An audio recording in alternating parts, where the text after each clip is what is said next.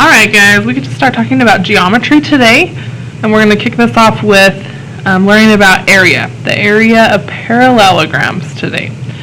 So there's a few vocabulary words here at the top. The first is a polygon. And a polygon is any 2D shape. Remember, 2D shapes are flat. Okay, so here I have this rectangle. This rectangle is flat. It only has a length and a width. Okay? So 2D shapes are flat, and they at least have to have 3 straight sides. So a triangle has 3 sides, so it's a polygon. All the sides are straight, so that works. A rectangle, a square, they all have straight sides. They have 4 sides, so they qualify as well. Even some irregular shapes like stars, pretend that those are straight. I stink at drawing stars. But those are straight sides, and there's at least 3 of them, and it's 2D and flat. So an irregular shape like a star is also considered a polygon. All right. The second vocabulary word is a parallelogram. A parallelogram is a 2D flat shape. It does have 4 straight sides. The thing that makes a parallelogram a little different is the opposite sides are parallel. So if you think about a rectangle, it has 4 straight sides, and parallel means that they run opposite and straight from each other. So like if I have this pen and this pen going this way, those are both parallel because they run in opposite directions but straight across from each other. They could be parallel this way, they can be parallel this way, right? Parallel just means they are straight across from each other. And the for parallel lines is 2 straight lines that are parallel like this. So you'll see this later in your math careers. This just means that the lines are parallel. Okay, so a rectangle is an example of that. So is a square. A square is also considered a parallelogram. But we also have some unique shapes of parallelograms, like this right here is considered a parallelogram, right? This runs this way to this side. Those are both parallel lines. And this line are parallel to each other. So they don't necessarily have to be straight like this and connect at 90-degree angles. They just have to be parallel to the opposite side. Okay? The last vocabulary word is area. Now, area is the amount of space inside a 2D figure. So when we're talking about shapes like this rectangle, we're talking about how much can we fit into this space, the area inside. Okay, and remember, we've talked about this a lot in Bellwork. Units are always squared. Okay, so if it's inches, it's inches squared. If it's feet squared. If it's just straight units, it's units squared. We always write it like this. Okay, and the great thing about geometry is it ties into a lot of things we've already learned, like solving equations, and you will see so many connections. So I want you to use everything we've learned so far to help you in geometry, okay?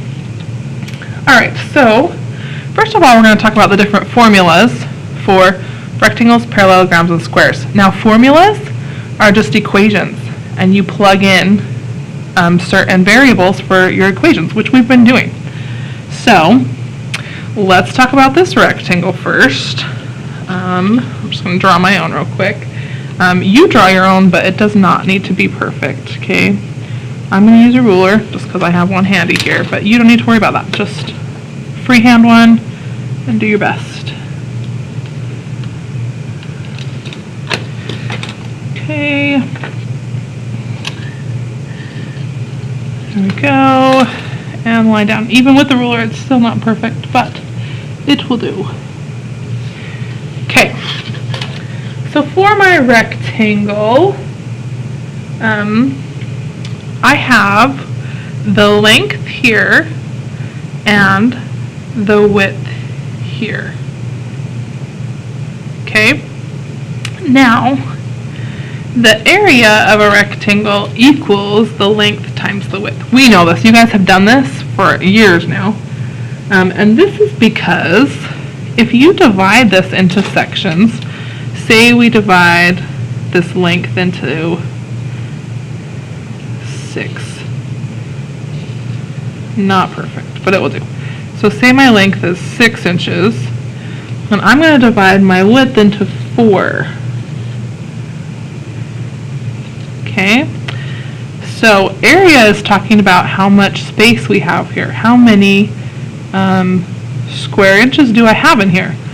1, 2, 3, 4. 4 by 6 gives me 24, right? So if I times 6 by 4, that would give me 24. That's why this formula works. So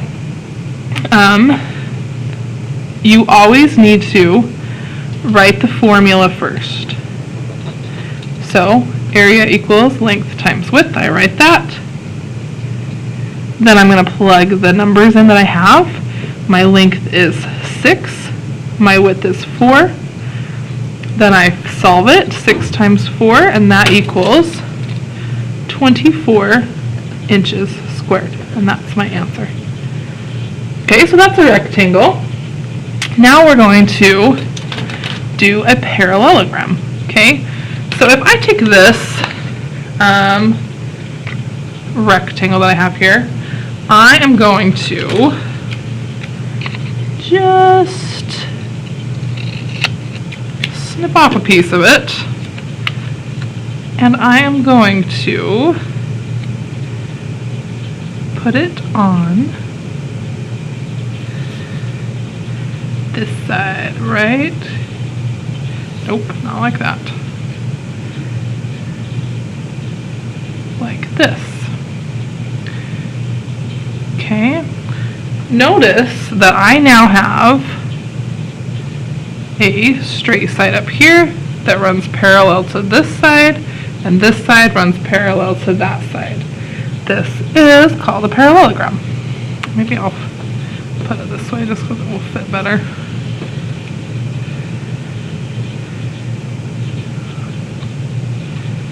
Maybe. Okay. Oh, that's a square. Good heavens, Mrs. T. All right. I'm just going to draw one with my ruler because that's going to work better. Okay, so I've got this straight side up here that runs parallel to a side down here, and then these are going to be just diagonal a little bit.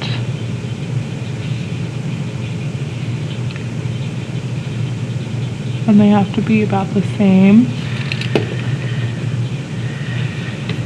Okay, so this is called a parallelogram. Let's see if it's also a polygon. A polygon is a 2D shape with at least 3 straight sides. Does this have at least 3 straight sides? Yes, it has 4 straight sides. And a parallelogram has to have 4 straight sides, which it does, and the opposite sides have to be parallel.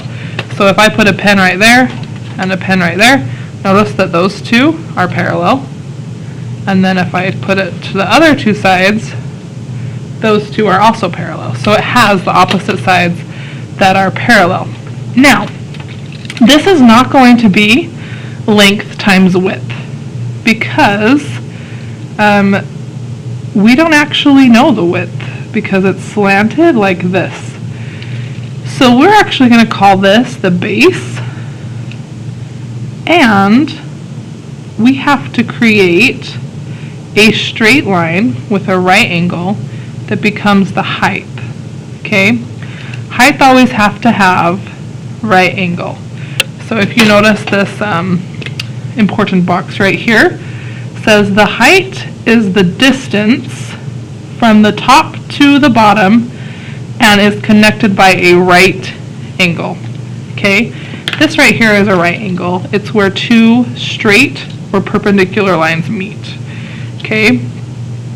So, because you watched me cut apart this rectangle, and a parallelogram is just the rectangle but put back together in a different way, you're still just going to be able to multiply them, but you have to know the height in order to find the area.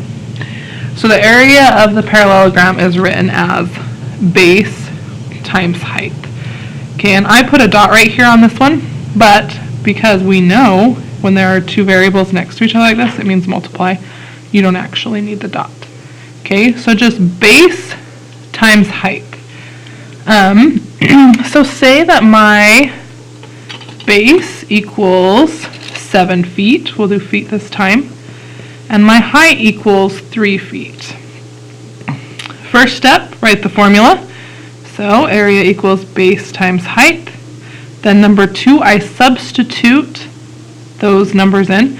So my base was 7, my height is 3, and then I solve. Step number 3 is solve. And 7 times 3 equals 21, and I always write it 21 feet squared as square units. Okay? Alright, moving on to the last one. The last parallelogram we're going to talk about is a square. So, squares are unique in that each side is exactly the same, right? So I'm going to make all of mine 1 inch.